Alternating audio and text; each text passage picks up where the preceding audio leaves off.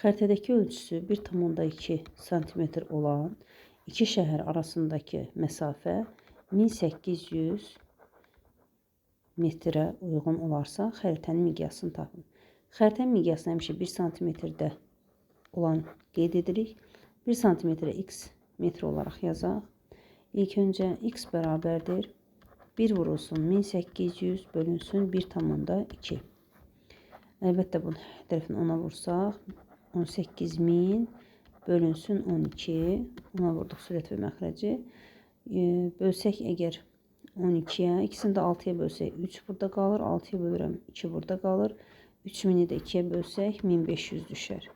Deməli 1500 metr düşür. 1500 metr isə santimetrə çevirsək 100-ə vurmalıyıq. Yəni 1500, 2 dənə də 0 əlavə edirik. Alınır 150.000. Deməli 1 santimetrə həqiqi ölçünün 150.000 santimetri uyğun gəlir və bu da miqyasdır.